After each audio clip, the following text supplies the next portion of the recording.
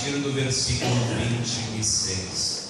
Como nós estamos numa formação, não é necessário que você me acompanhe agora lendo, mas que você anote Lucas 1, 26, ou que você marque a passagem na sua Bíblia, para depois você reler em casa. Lucas 1, a partir do versículo 26. A Anunciação. No 6º mês, o anjo Gabriel foi enviado por Deus a uma cidade da Galileia chamada Nazaré, a uma virgem desposada com um varão chamado José, da casa de Davi, e o nome da virgem era Maria. Entrando onde ela estava, disse-lhe: Ave cheia de graça, o Senhor está contigo. Ela ficou intrigada com essa palavra e pôs-se a pensar qual seria o significado da saudação. O anjo, porém, acrescentou: Não temas, Maria, encontraste graça junto de Deus. Eis que conceberás do teu seio e darás à luz a um filho, e o chamarás com o nome Jesus. Ele será grande, será chamado Filho do Altíssimo, e o Senhor Deus lhe dará o trono de Davi, seu pai. Ele reinará na casa de Jacó para sempre, e o seu reinado não terá fim. Maria, porém, disse ao anjo: Como é que vai ser isso, se eu não conheço homem algum?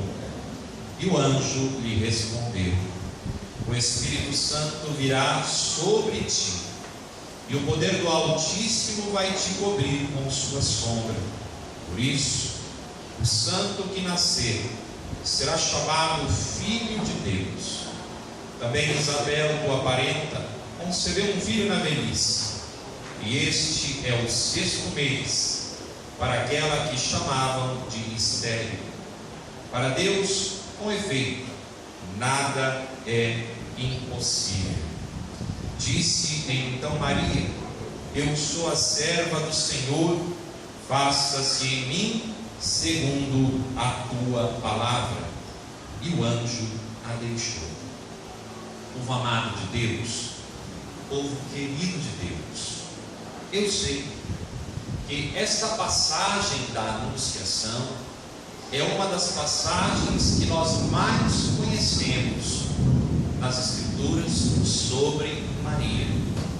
Porém, talvez nós não conheçamos o suficiente para saber tudo que aqui está contido. É importante entender, porque senão eu vou cair no erro de ir na conversa das pessoas lá fora, quando eu não conheço o suficiente sobre a minha doutrina. É importante lembrar uma coisa para você: você é católico, apostólico, romano, professa uma fé, e esta fé tem algumas verdades muito bem definidas. Essas verdades nós chamamos de dogmas de fé. E essas verdades muito bem definidas, estudadas, discernidas, elas vêm das Escrituras, mas também da tradição, pelo magistério da igreja. E esse tripé, palavra de Deus, Bíblia, tradição e magistério, para nós católicos é essencial conhecer. Nem tudo que a gente estuda ou que está definido está escrito explicitamente nas Escrituras, mas foi discernido pela tradição, pelo magistério. Nós temos tudo isso como riqueza para acrescentar a nossa fé, para construir a nossa fé. Mas vamos lá, vamos entender aqui sobre a Anunciação. O anjo Gabriel chegou a uma mulher, uma jovenzinha, que tinha entre 14 e 15 anos de antiguidade e fez a ela um anúncio, que não é qualquer anúncio. Também é importante lembrar que Maria não é uma mulher qualquer, como uns e outros gostam de dizer por aí. Maria é uma simples mulher. Deus simplesmente olhou lá de cima, escolheu ali, apontou e disse: vai ser você. Se não for você, vai ser você, ou você, ou você. Não foi assim que Deus fez. Eu preciso entender que os planos de Deus são traçados desde toda a eternidade, e o Senhor não faz as coisas assim, desse jeito. O Senhor preparou Maria para ser a mãe de seu Filho Jesus, nosso Senhor. O Senhor escolheu desde sempre e a preparou para isso, a criou para isso. Eu quero fazer uma comparação para você entender. Todo mundo aqui sabe que lá no Antigo Testamento havia uma arca que representava a aliança de Deus com os homens. Nós chamamos de a Arca da Aliança, a Arca da Antiga Aliança, a arca que Deus mandou fazer. E quando Deus mandou fazer a Arca da Aliança, o Senhor mandou fazer essa arca com toda a dignidade possível. Apesar de ser de madeira, ela seguiu as orientações de Deus, as medidas que Deus mandou, o jeito de construir que Deus mandou, e foi revestida de ouro, o metal mais precioso da terra, porque Deus mandou, por conta da dignidade do que ali seria guardado na arca. E o que estava guardado na arca da antiga aliança? Estava guardado o maná que o povo recebeu no deserto, o pão, aquele pão que alimentou o povo no deserto, que Deus deu como providência para que aquele povo não morresse de fome. O maná estava na arca. Mas não era só isso, estava também a palavra de Deus, as tábuas da lei, que o Senhor deu a Moisés no monte. O Senhor deu as tábuas da lei, a palavra de Deus, dizendo o que o povo deveria guardar, respeitar e obedecer. Essa palavra de Deus estava também na arca da aliança. E além disso, a vara de Arão, o cajado de Arão, que simboliza o sacerdócio. Então eu quero que você pare e pense comigo. Para guardar um símbolo do sacerdócio, um símbolo do pão, a providência de Deus, e para guardar a palavra de Deus em tábuas, de forma simbólica, o Senhor mandou fazer uma arca de ouro, coberta de ouro, de madeira, mas revestida de ouro. Mas não foi só isso. O Senhor também mandou fazer uma tampa e mandou fazer 2 querubins de ouro. Deus mandou fazer imagens. Isso é só para você entender. Eu nem vou entrar nesse assunto hoje, mas Deus mandou fazer 2 querubins de ouro na tampa da arca, e entre esses querubins o propiciatório, onde a glória de Deus se manifestava. A arca da aliança era tão sagrada que ninguém podia tocar nela. A arca da aliança ficava no templo, por trás de uma grossa cortina, e a única pessoa que podia se aproximar da arca no dia determinado para falar com Deus, depois daquela cortina, era o sacerdote. Era o sacerdote encarregado disso. As pessoas não podiam ultrapassar este véu. É importante eu entender tudo isso. Mas o que tem a arca da antiga aliança com Maria? É simples. Maria é a arca da nova aliança. E eu preciso entender por quê. A arca da antiga aliança é a prefiguração daquilo que há de vir. Ela é a prefiguração do que aconteceria mais tarde. Uma aliança ainda mais perfeita, uma aliança ainda mais viva, a nova aliança feita através do Cristo. Olha só que coisa maravilhosa. Deus precisava de uma mulher, porque Ele assim quis.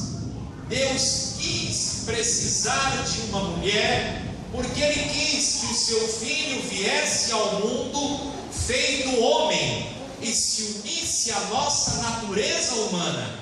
E para que isso acontecesse, Ele precisava de uma mulher.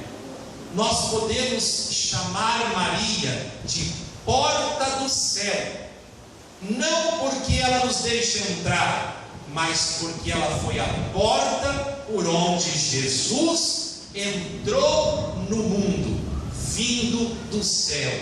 Maria é porta do céu. Eu preciso entender isso. Agora pare e pense.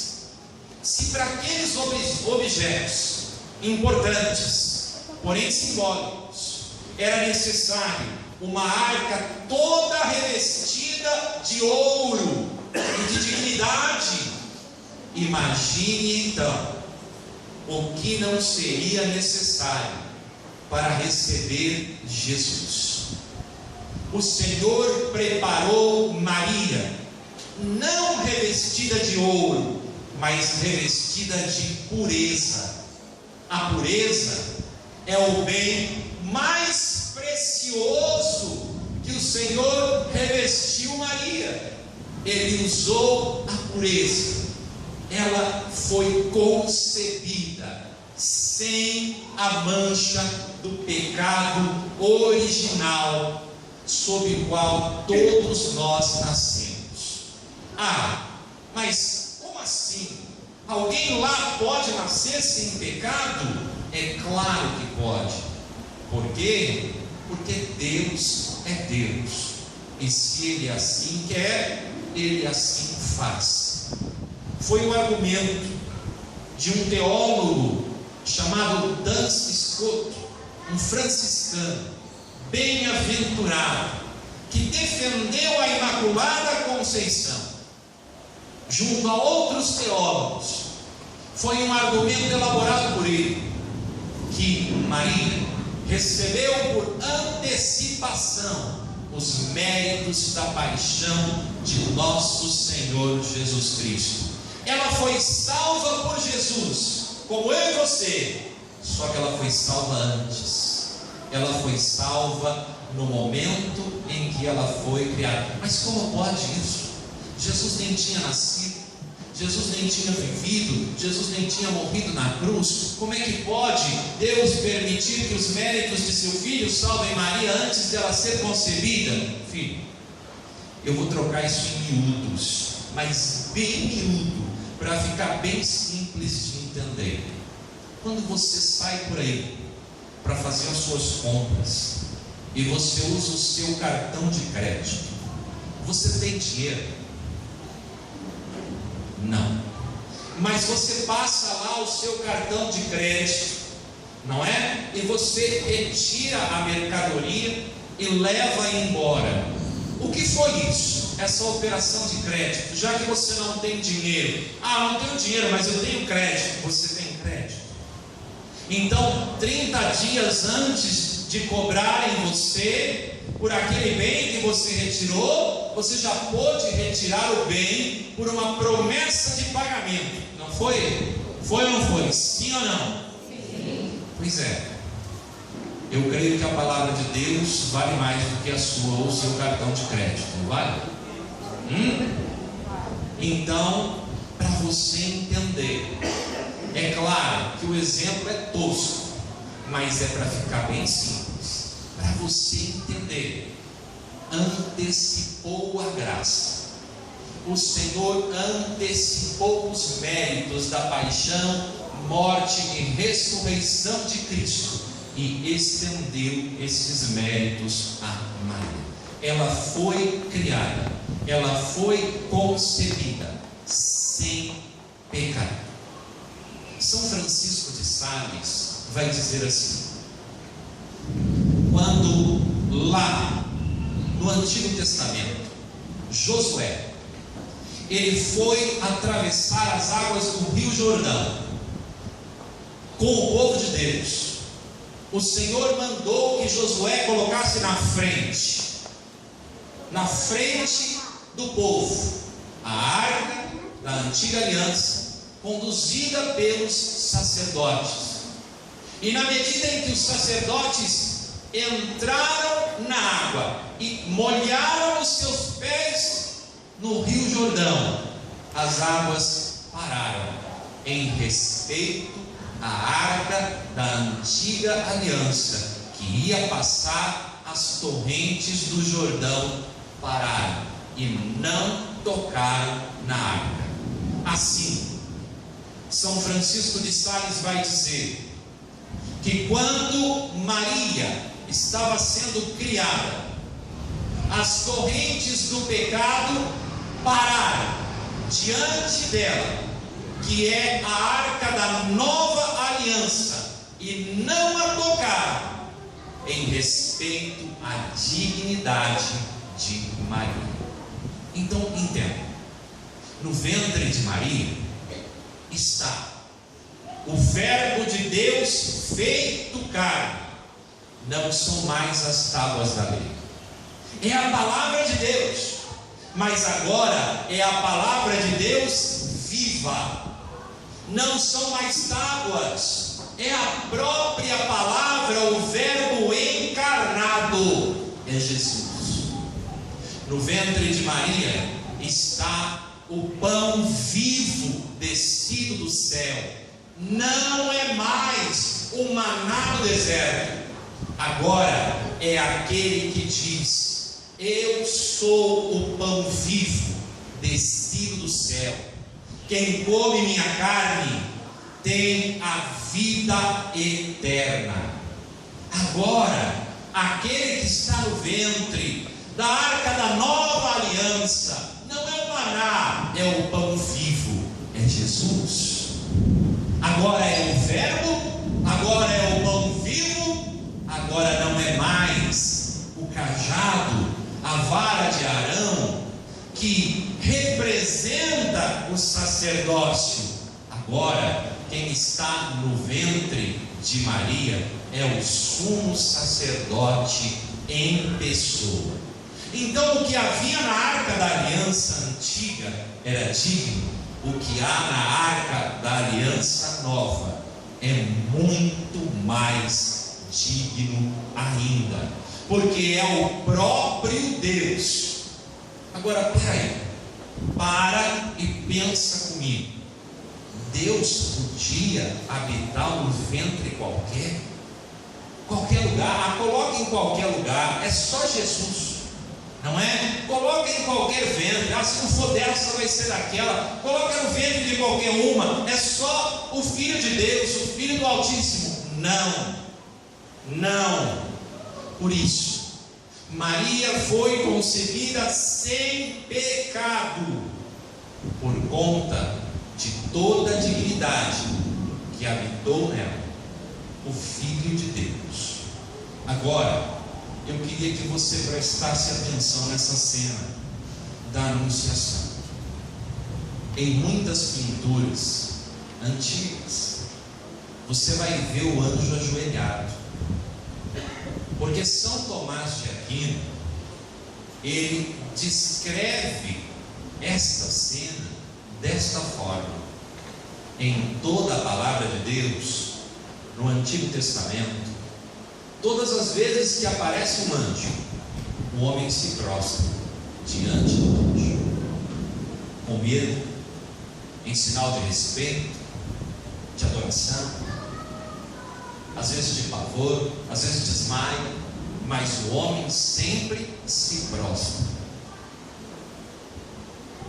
Em toda a palavra de Deus, a única vez em que um anjo se prostra diante de um ser humano é nesta passagem da Anunciação. Ah, mas não está escrito aqui. Não está escrito assim: e o anjo ajoelhou. Não está escrito que o anjo ajoelhou. Para começo de conversa, anjo não tem joelho. Você lembra que anjos são seres espirituais? Sim ou não? Sim. Seres espirituais não têm corpo. O anjo não tem joelho. Ah, mas como é que ele se manifestou a Maria? Não sei. Talvez na forma, na figura de um belo rapaz, se apresentou diante de Nossa Senhora com dignidade, com serenidade. Porém, o texto nos mostra isso. Ave cheia de graça. Ao reconhecer que Maria é cheia da graça de Deus, o anjo está reconhecendo que em Maria existe mais graça do que nele. Agora eu quero que você entenda bem. Aqui, o Evangelho de Lucas foi escrito no grego. Ele não foi escrito no português. Eis o grande problema de quem quer interpretar a Bíblia ao pé da letra. Não leva em conta de que a Bíblia é uma tradução. E traduções são traduções. Principalmente quando se trata de línguas antigas, hebraico, grego, aramaico, você não vai conseguir uma fidelidade 100% do significado. Você vai conseguir o significado mais próximo.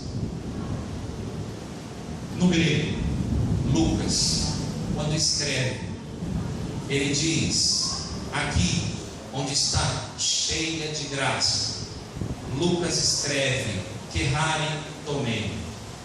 No grego, São Jerônimo, que traduziu as Sagradas Escrituras, quando ele vai traduzir esse trecho, ele traduz para o latim, e no latim ele traduz assim: gratia plena. No latim você entende melhor do que no português. Talvez no grego você não consiga entender, mas no latim você entende melhor do que no português. Gratia plena, plena da graça, repleta da graça, completamente cheia de graça. Porque às vezes a gente diz cheia de graça, que parece que é uma coisa qualquer, mas não é. Quando o anjo então chega diante de Maria, ele a saúda: ave cheia de graça. Olha, ele não diz a ela Ave Maria, ele muda o nome dela, ave cheia de graça. Ela não é apenas Maria, ela é a cheia de graça, a gratia plena, repleta da graça de Deus. Não é pouca coisa.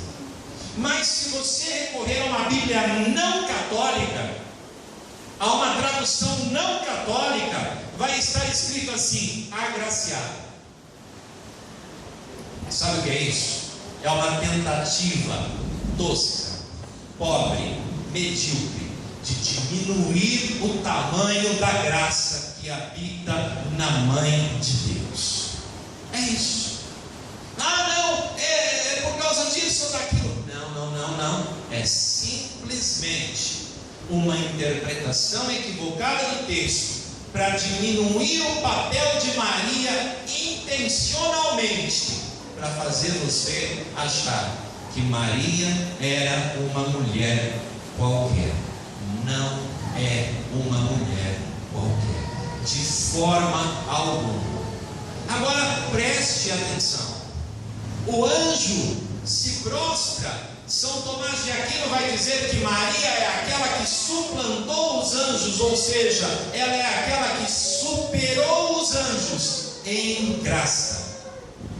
Não é à toa que Maria é a rainha dos anjos. Não é à toa que Maria é a rainha do céu. Não é à toa. Agora, antes que você faça uma pergunta tola, ora, mas espera aí, como Maria pode ser rainha do céu? Jesus não casou, ela era apenas a mãe dele. Bom, no judaísmo a monarquia era diferente, até porque os reis tinham várias esposas. Então, o rei tinha várias esposas, ele não podia simplesmente olhar para qualquer uma delas: não, você vai ser a rainha. Não. Sabe quem era a rainha? Sabe quem era a rainha na monarquia de Israel? Era a mãe do rei. A rainha não era a esposa do rei, ou uma das esposas do rei. A rainha era a mãe do rei. Ela era a rainha. Maria é rainha porque ela é mãe do rei. Eu preciso lembrar disso. Eu preciso entender isso. Agora o anjo está ali, diante daquela que é graça plena da graça, e ele diz para ela, uma menina pura, santa, imaculada, inocente: você vai conceber, vai dar à luz ao menino, que será chamado o Filho do Altíssimo. Filho do Altíssimo é quem, gente? Filho de Deus. Quem é o Altíssimo? É Deus. Filho de Deus. Você vai conceber e dar à luz ao Filho de Deus. Eu preciso ser alguém muito inteligente para entender que ela vai ser a mãe de Deus? Não, mas tem gente que não gosta de entender as coisas, gosta de dificultar tudo. Aí sai dizendo por aí: não, mas imagina, Maria, uma simples criatura, ela não pode ser mãe de Deus. Esses católicos são loucos, dizem que Maria é mãe de Deus. Isso é dogma de fé. Maria é mãe de Deus porque Jesus é Deus. É simples assim. A igreja não afirma que Maria é mãe de Deus Pai, Criador de todas as coisas. A igreja afirma que Maria é mãe de Deus Filho, o Deus encarnado e feito homem. E quando a igreja faz essa afirmação, a intenção da igreja é combater heresias e afirmar que Jesus tem duas naturezas em uma só pessoa, divino e humano, em um só ser, em uma só pessoa. Ao mesmo tempo ele é homem, ao mesmo tempo ele é Deus. Maria é mãe do homem, Maria é mãe de Deus. Ele não se separa. Aliás, se você parar um pouquinho para pensar, você vai ver que a dignidade de Maria é ainda maior. Imagine só: Jesus foi concebido pelo poder do Espírito Santo. Olha, Deus vai te cobrir com sua sombra, o Espírito Santo virá sobre ti, vai te envolver, o poder do Altíssimo vai te envolver. Não houve homem, só Deus. Então nós temos um problema científico, biológico. O DNA de Jesus é o DNA de Maria. O sangue que corre nas veias de Jesus é o sangue de Maria. A carne que Jesus tomou para si veio da carne de Maria. Não veio da carne de nenhum homem, veio da carne de uma mulher, e veio concebido pelo poder do Altíssimo. Eu preciso entender isso. Maria merece o nosso respeito, a nossa admiração, a nossa veneração, o nosso amor. Maria não é Deus, Maria não é deusa, e ela nem pretende ser. mas Maria é bem-aventurada, é mãe de Deus, é imaculada, é a maior santa que nós temos depois de Jesus. Maria. Depois de Maria, todos os outros santos da Igreja Católica. Nenhum santo que nós temos se compara a Nossa Senhora, porque todos os nossos santos têm a mancha do pecado original. Maria não. Todos os santos que nós temos pecaram, vez ou outra, caminharam para a santidade, lutaram pela santidade, alcançaram a santidade, chegaram ao céu, estão junto de Deus, vivos, intercedendo por nós. Deus não é um Deus dos mortos. Eu pregava um dia sobre Nossa Senhora e falava sobre a sua intercessão. E quando eu acabei a pregação, no meio do grupo de oração havia um não católico, e ele me procurou no final do grupo para me dizer: mas ela está morta. Está morta? Como assim ela está morta? Quando nós morremos aqui, nós imediatamente nos apresentamos com a nossa alma imortal diante de Jesus. Nós somos julgados, temos o nosso julgamento pessoal. Aqueles que vão para o céu, estão vivos na presença do Senhor, esperando o julgamento final, a ressurreição do último dia, mas estão vivos na presença do Senhor. O Senhor é o Deus dos mortos? Ou você vai ter que me explicar aonde estão todos os santos desses 20 séculos? Aonde estão todas as pessoas que militaram na fé? A igreja é viva na terra, a igreja é viva no céu. Diante do Senhor, Maria intercede por nós.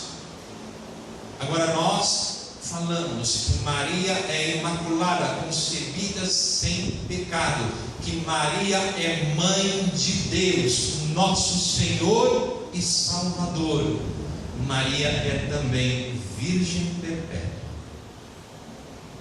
Ela nunca teve outros filhos a não ser Jesus.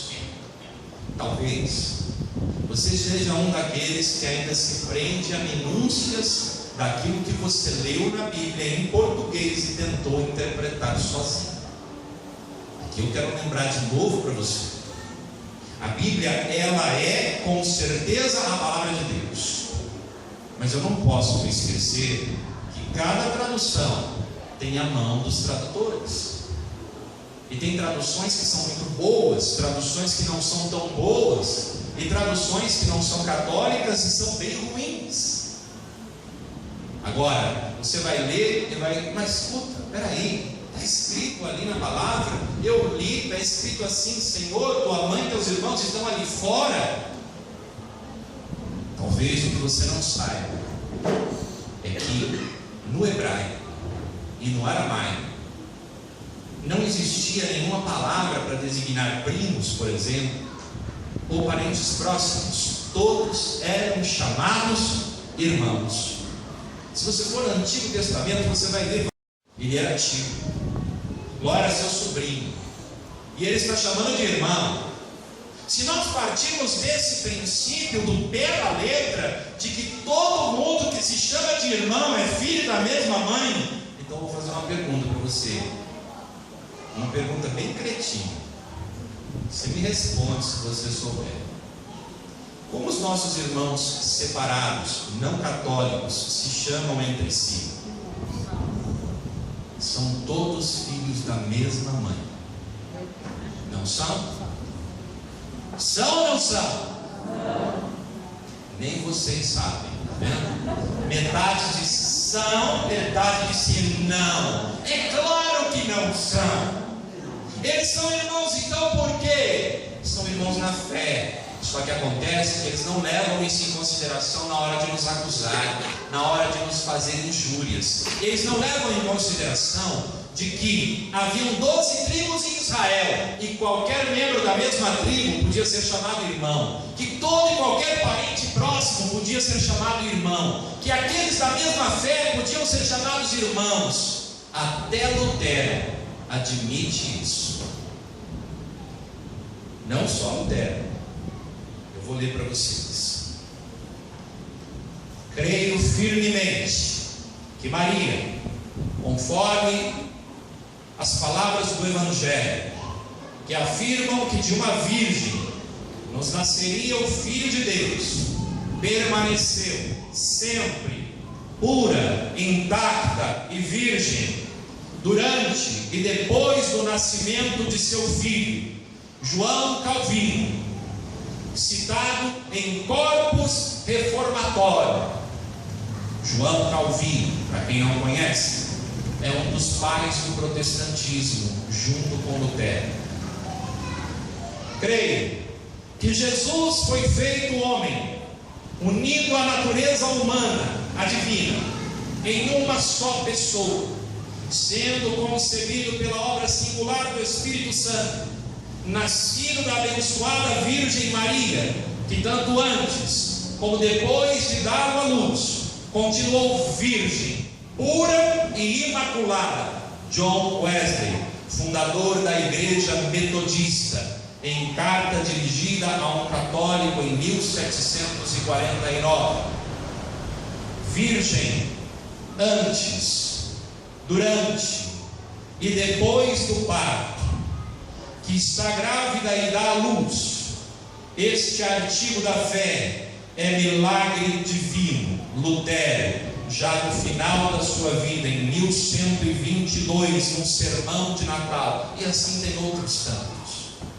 Eu queria que você entendesse que nem Lutero, nem Calvino e muitos outros protestantes do início do protestantismo não eram contra Maria. Lutero e Calvino eram devotos de Nossa Senhora e rezavam para ela. Lutero vai ficar indignado num dado momento da sua vida e vai dizer assim: andam dizendo por aí que eu supostamente teria dito que Maria não era virgem e teve outros filhos além de Jesus. Ele fica indignado porque ele jamais disse isso.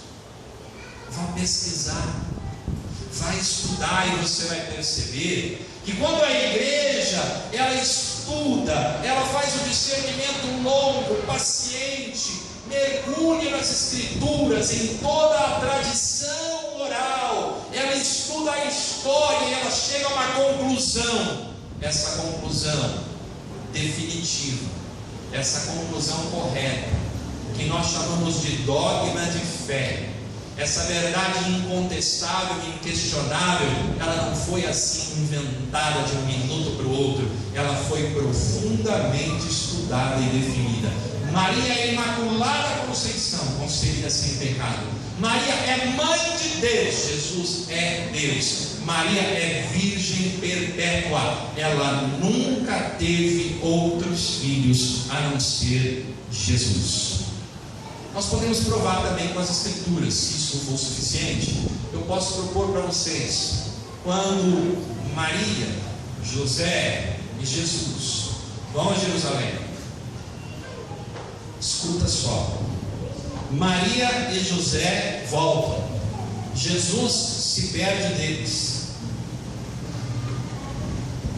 Todo o texto, toda a passagem só narra 3 pessoas: Jesus, Maria e José. Jesus fica lá no templo, entretido ali com os doutores da lei, fica lá conversando com eles. Eu pergunto a você, se eles tinham outros filhos, aonde eles estavam? Alguém sabe a resposta? Na creche, talvez? Esperando os pais chegarem de viagem? Não, é óbvio que não. Mas por que eles perderam Jesus? Você sabe? Sabe ou não sabe? Sim ou não? Não. Porque os homens e as mulheres viajavam separados na caravana. Então, na hora de ir embora, José viajava com os homens, com o grupo dos homens. Maria viajava com as mulheres. Como Jesus ainda era muito novinho, ele podia viajar tanto com os homens como com as mulheres. Então, na hora de ir embora, José tomou o seu rumo com os homens, achando que o menino estava com a mãe. E a mãe tomou o seu rumo com as mulheres, achando que o menino estava com o pai. E aí, num dado momento, quando eles pararam e se reencontraram, um olhou para o outro e falou: cadê o menino? Não é? Ficou. Então eles voltaram para buscar Jesus. A passagem inteira só narra 3 pessoas. Não existem outros filhos. Mas eu vou a uma passagem ainda mais explícita, mais definitiva, na cruz. Junto de Jesus, além de sua mãe, só está um discípulo, seu discípulo amado, João, seu amigo. Jesus, olhando para João, naquele momento, diz para ele: João, de hoje em diante, eis aí a tua mãe. Mãe, de hoje em diante, eis aí o teu filho. Talvez você não saiba, mas o Senhor fez isso por 2 motivos. O primeiro, eu tenho certeza que você conhece. Naquele momento, o Senhor entrega à humanidade a maternidade de Maria.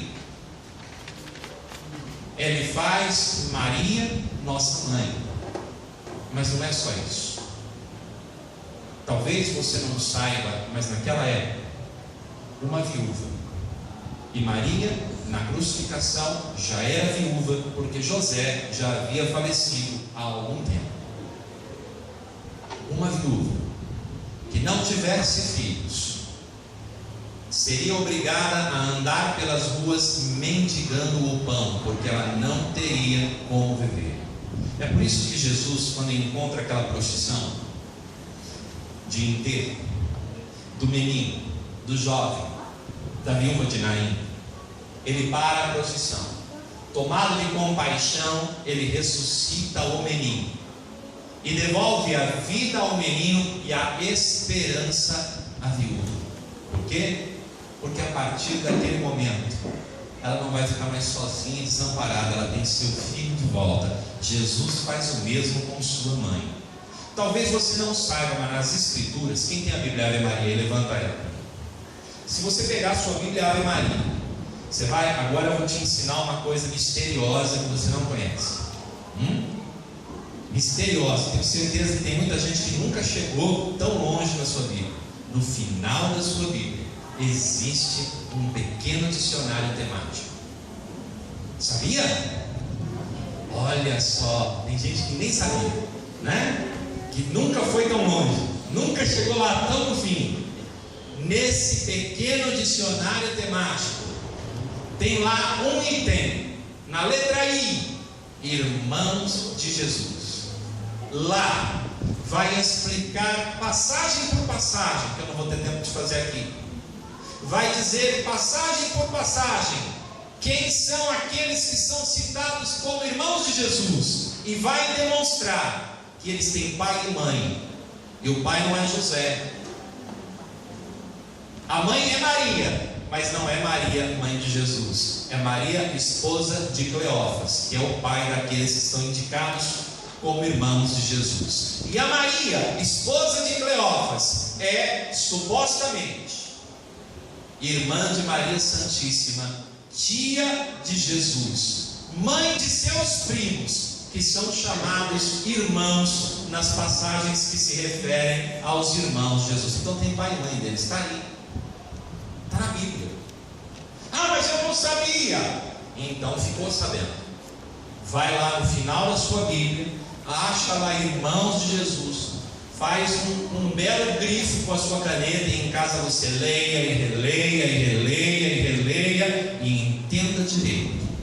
Você ouviu Lutero, ouviu Calvino, ouviu John Wesley, todos dizendo que Maria é virgem perpétua, dogma de fé. Maria é virgem antes do parto, durante o parto, depois do parto. Ora, mas isso é humanamente impossível, uma mulher não pode permanecer virgem após dar à luz. Gente, de que mulher vocês estão falando? Eu estou falando da mãe de Deus. Ela concebeu de Deus, sem homem. Por que ela não pode dar à luz e continuar virgem? Eu estou falando da mãe de Deus, que concebeu milagrosamente e que com certeza deu à luz milagrosamente. Não questione mais isso. Agora, por fim, Maria foi assunta aos céus. Ela foi levada aos céus. É dogma de fé a assunção de Maria. Aqui eu tenho uma questão que é recorrente. Muita gente me pergunta: Maria morreu? Por quê? Porque o dogma de fé diz assim: ao final de seus tempos, ao final de sua missão, ela foi assunta aos céus. O dogma não diz que ela morreu ou que ela não morreu. A igreja não define isso. Ela não diz Maria morreu. A igreja não diz Maria não morreu. Existem duas correntes teológicas, mas isso não diminui em nada a graça que aqui envolve. Maria foi assunta aos céus, morrendo ou não. Mas eu vou ler para vocês entenderem. Não há registros históricos do momento da morte de Maria. Diz uma tradição cristã, atestada por Hipólito de Tebas, que ela teria morrido. Só que não se usa nem esse termo morte. Se usa um termo que é comum na igreja oriental, na igreja ortodoxa: dormição de Maria. No ano de 41 depois de Cristo. É o ano que se estima que ela tenha partido desta vida. E o seu corpo teria sido depositado no Getsemane. Desde os primeiros séculos usou-se a expressão dormição, ou dormitação, dormitário, em vez de morte. Alguns teólogos e santos da Igreja Católica sustentam que Maria não teria morrido, mas teria dormido, e assim levada aos céus. Outra corrente diversamente sustenta que ela não teria tido esse privilégio, uma vez que o seu próprio filho Jesus passou pela morte. Então a dormição de Maria é uma tese. Do ponto de vista oficial do magistério da Igreja Católica sobre esta matéria, nunca se duvidou da assunção de Nossa Senhora. Reservou-se ao dogma apenas o tema da assunção em si. O dogma não fala, ele não dá outros detalhes, ele só diz que ela foi levada aos céus. É o que diz o dogma. Sobre a dormição de Maria, entretanto, João Paulo II assim se manifestou. O Novo Testamento não dá nenhuma informação sobre as circunstâncias da morte de Maria. Esse silêncio induz supor que se produziu normalmente, sem nenhum fato digno de menção. Se não tivesse sido assim, como teria podido passar desapercebida essa notícia a seus contemporâneos, sem que chegasse de alguma maneira até nós? No que diz respeito às causas da morte de Maria, não parecem fundadas as opiniões que querem excluir as causas naturais. Mais importante é investigar a atitude espiritual da Virgem no momento de deixar esse mundo. A esse propósito, São Francisco de Sales, que eu já citei, considera que a morte de Maria se produziu como efeito de um ímpeto de amor. São Francisco de Sales afirma no seu livro: Maria morreu. Morreu de quê? Maria morreu de amor, como seu filho Jesus morreu de amor. Só para você entender melhor, alguns teólogos vão dizer assim: Maria não morreu, porque ela não tinha pecado, e é o pecado que gera a morte. Outros teólogos vão dizer assim: mas Jesus também não tinha pecado, e no entanto ele passou pela morte. E Maria, não querendo ser diferente de seu filho, também quis passar pela morte. São Francisco de Sales vai dizer: Maria morreu de quê? Morreu de amor, assim como seu filho. Tratado do Amor de Deus é o livro de São Francisco de Sales que eu estou citando. Qualquer que tenha sido o fato orgânico, biológico, do ponto de vista físico, que lhe tenha produzido a morte, pode-se dizer que o trânsito dessa vida para outra vida foi para Maria um amadurecimento da graça na glória, de modo que nunca melhor que nesse caso a morte pode conceber-se como uma dormição. Filho amado, filha amada, vamos ser bem sinceros. O que importa para você se ela morreu ou não? Se ela morreu, ela ressuscitou para Jesus e está com o Senhor no céu. Se ela não morreu, ela dormiu e foi levada ao céu e está com o Senhor no céu. Isso muda alguma coisa para você? Sim ou não? Então pronto. A igreja leva séculos estudando as coisas para enfim fazer um pronunciamento oficial e dizer: chegamos a esta conclusão. E quando a igreja chega a uma conclusão, a igreja chega a uma conclusão certa, que não pode ser questionada, que não pode ser contestada e que jamais será alterada, porque a igreja fez um perfeito discernimento daquilo. Então a igreja aqui não faz um discernimento concreto. Ela não afirma como dogma de fé: Maria morreu e ressuscitou e está no céu.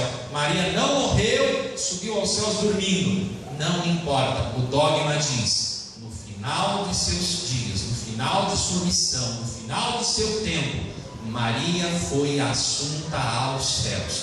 Jesus, ascensão, subiu sozinho aos céus. Maria, a assunção, foi levada pelos anjos aos céus. Tá bom para você? Eu espero que esteja, não é? Eu espero que esteja. Maria é nossa intercessora. Eu posso contar com a intercessão de Maria? Sim, eu devo contar com a intercessão de Maria. Se a gente pegar lá no Evangelho de João, as bodas de Caná da Galileia, a gente vai notar a intercessão pura e clara de Nossa Senhora. Ela viu uma situação corriqueira do dia a dia. Faltou vinho a uma festa de casamento. Uma festa que durava uma semana, mas era uma festa de casamento. Imagina você dando uma festa, faltar comida na sua casa, no meio da festa. Você não vai ficar constrangido? Os noivos eram amigos deles, chamaram eles para o casamento, eles estavam constrangidos. Quem foi que tomou as dores dos noivos? Foi Maria, não foi Jesus, foi Maria, mãe, mulher. Ela olhou para aquela situação, ela se compadeceu. Filho, eles não têm mais vinho. Mulher, que tenho eu com isso? Ainda não chegou a minha hora. Aqui eu quero abrir um parênteses, porque é aqui aonde o negócio enrosca. Porque tem muito protestante que nessa hora gosta de afirmar: viu? Jesus não respeitava sua mãe, ele não respeitava Maria. Maria era uma mulher qualquer. Ele simplesmente virou para ela e falou: mulher. Primeiro, chamar de mulher não é ofensa, é? Segundo, Jesus fez isso com uma intenção. Ele quis fazer uma ligação para que nós entendêssemos. Ele a chama de mulher porque ela é a mulher lá do livro do Gênesis, que o Senhor diz que colocaria entre ela e a serpente uma rivalidade, uma disputa. A serpente lhe feriria o calcanhar e ela esmagaria a cabeça. A descendência da serpente e a descendência da mulher são inimigos. Quem é a descendência da mulher? Quem é a descendência da mulher? Quem é a descendência da mulher? Jesus, aleluia. Está difícil de arrancar, não é? Quem é a descendência da mulher? Jesus. Quem foi que nasceu dela? Pois é, Jesus é a descendência da mulher. Quem é a descendência da serpente? Nem quero saber. Mas tem por aí um bocado de descendente andando por aí. E para mim, aqueles que atacam a mulher estão cumprindo o seu papel de descendentes não da mulher. Agora escuta bem.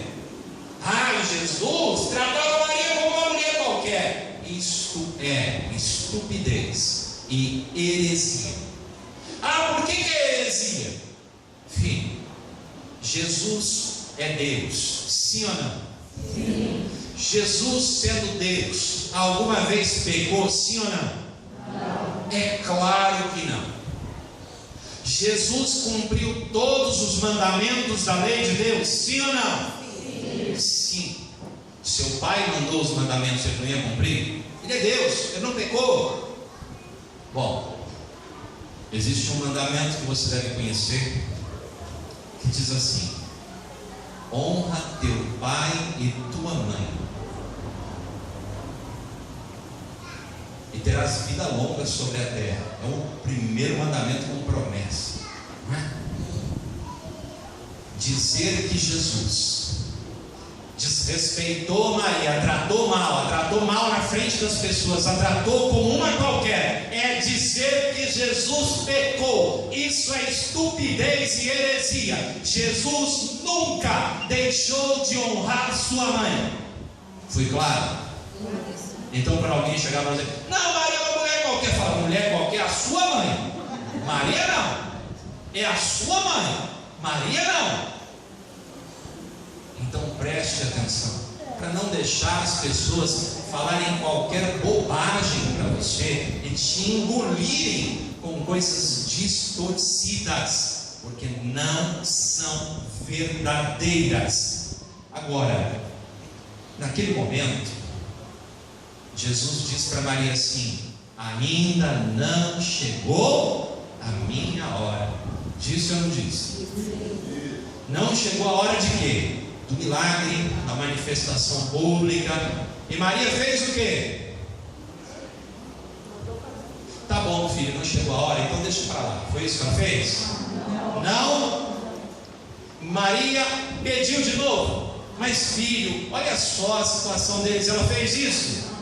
Não. Maria simplesmente se virou para o servo e falou: venham cá. Jesus falou assim para ela: mãe, mulher, ainda não chegou a minha hora. Venham cá. Façam tudo o que ele vos disser. Eu fico imaginando a cara de Jesus naquele momento. Imaginando Jesus fazendo assim: mãe, só a senhora para me aprontar um negócio. Tá bom, né? Encham as talhas d'água. Enchem as talhas d'água e ele transforma em vinho. Por que Jesus fez esse milagre? A resposta é bem simples. Por que Jesus fez esse milagre? Porque a sua mãe pediu. Pronto. Foi só isso. Porque a sua mãe pediu. Sua mãe conhecia seu filho, tinha esperança nele, tinha fé nele, e sobretudo, ela sabia que o seu filho não lhe negaria um pedido. Então, mesmo ele dizendo não, ela insistiu, mandou virem os servos, colocou os servos diante dele, e ele, constrangido pelo amor da sua mãe, obedeceu e realizou o milagre. São Luís de Montfort vai dizer isso, não é? No tratado. Que coisa maravilhosa a gente imaginar no céu Jesus como rei, como Senhor, como Deus, Maria toda submissa a ele, porque ele é rei, porque ele é Senhor, porque ele é Deus. E mais, ao mesmo tempo, Jesus submisso a Maria, sua mãe, porque ela é sua mãe. Filho amado, eu vou te fazer uma pergunta, depois eu vou ler para você um artigo do Padre Zezinho. Pare para pensar. Quem você acha que é mais fácil de Jesus atender? Você ou a mãe dele? Pensa bem, hein? Pensa bem antes de responder. Quem você acha que tem mais crédito com o Senhor? Você ou a mãe dele? Eu desconfio da resposta. O Padre Zezinho escreveu esse artigo, eu gosto muito, trouxe para vocês. Uma coisa é dizer que tudo nos vem por Maria, e outra coisa é dizer que muitas graças nos vêm através da prece de Maria. Se oro por você ao Pai em nome de Jesus, ou a Jesus diretamente, e você me diz que recebeu a graça, não estou errado ao dizer que por minha intercessão junto a Jesus você recebeu aquela graça. Senão, que sentido teria os pais orarem pelos filhos, ou os padres, ou os pastores orarem por seus fiéis? Isso é oração de intercessão. Se nós intercedemos o tempo todo uns pelos outros, por que negar que Maria faça o mesmo a quem pede sua ajuda? Seria a prece dela menor do que a dos padres e pastores? Eu já fui falar primeiro com Maria e só depois com seu filho. Agora faço o que sinto vontade de fazer. Muitas vezes falo direto com Jesus, outras falo com a mãe dele. Quando falo com Maria, peço a ela que fale comigo a Jesus e interceda comigo e por mim. Se ela falar direto ao Pai, vai usar o nome do filho dela, como eu faço quando falo com o Pai. Mas sei que a oração de Maria é incomparavelmente mais pura do que a minha. É claro que quero a ajuda dela. Se aceito a ajuda dos padres, reverendos, que dizem orar por mim, por que não aceitaria a ajuda de Maria, que creio estar salva e viva na outra dimensão do existir, na dimensão que chamamos de céu? Não acho que Maria se magoe quando falamos ao seu filho sem recorrer a ela. É tudo que ela quer, aliás, que falemos com o seu filho. Quando a nossa igreja nos diz que Maria é medianeira das graças, o catecismo não tem a palavra todas. Nossa igreja não está dizendo que Deus Pai, que age através de Jesus, só atenderá as nossas preces se elas também passarem por Maria. Isso a igreja nunca diz. O que a igreja diz é que se quisermos pedir qualquer graça, qualquer que seja o pedido, podemos pedir por Maria, porque ela pedirá conosco e levará tudo a Jesus. Não há graça que Maria não peça conosco. A igreja inclusive sugere que os católicos usem o santo nome de Maria nas suas orações, mas sem esquecer que o nome que salva é o de Jesus. Não usamos os nomes de amigos de outras pessoas quando queremos pedir um favor a alguém que as conhece.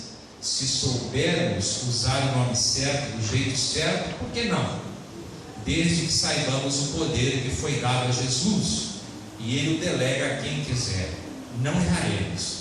Jesus deu poder aos apóstolos, desde que se reunissem no seu nome ou que usassem o seu nome. E na Bíblia há centenas de passagens em que se usa o nome de profetas e servos de Deus durante as orações.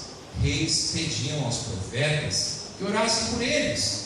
Nós cristãos usamos o nome de Jesus, porque não há nenhum nome maior do que este para nós. Mas não é proibido usar nomes menores, como o de Maria. É menor que o de Jesus, mas é bem maior do que o nosso. Estava certa aquela senhora que orava: Pai, falo com o Senhor em nome de Jesus. Jesus, falo com o Senhor em nome de Maria. Maria, falo com a senhora pedindo que me ajude a falar com Jesus, porque de falar com a senhora entende de falar com Ele. A senhora entende mais do que eu. Estava orando certo. Maria medianeira junto a Deus. Posso falar direto com Jesus sem procurar nenhum mediador, mas posso pedir ao Padre Pedro que ore comigo e por mim. Posso pedir ao pastor Jaime que faça o mesmo. Posso usar o nome de intercessão enquanto falo com Jesus. Melhor para mim que tenho mais duas pessoas orando por mim e comigo. Se não desprezo a intercessão de homens piedosos desse mundo, por que faria caso da intercessão da Mãe do Cristo que está no céu? Gente, tem tanto pregador por aí que diz: vocês não podem pedir a intercessão de santos, vocês não podem pedir a intercessão de Maria, vocês têm que falar direto com Jesus. mas venham aqui que eu vou orar por vocês. Isso é intercessão. Então eu não posso pedir a mãe de Deus para orar por mim, mas eu posso aceitar a oração de outro pecador como eu. Preste atenção. Jesus é o único mediador entre nós e o Pai. Ele é o caminho, a verdade e a vida. Mas Maria é mediadora entre nós e Jesus. Ela é intercessora. Maria, a igreja chama assim, a medianeira junto ao mediador. Mediatrix ad Cristo mediatorem. A medianeira junto a Cristo, o mediador. Nós temos a intercessora junto do intercessor. Padre Paulo dizia outro dia numa formação, de maneira muito simples: Maria não é o sol de Jesus. Maria pode ser comparada mais facilmente à lua, porque não tem brilho próprio. Todo brilho que ela tem vem de Deus, vem do sol, vem de Jesus. Porém, experimenta você olhar para o sol, você não consegue. E se você for teimoso e insistir, queima os olhos, pode até ficar cego. Agora olhe para a lua, você consegue contemplá-la nos detalhes, porque a lua é mais acessível a nós. O brilho de Jesus é muito intenso para nós, a santidade de Deus é muito intensa para nós. Olhar para Maria, para nós é mais fácil.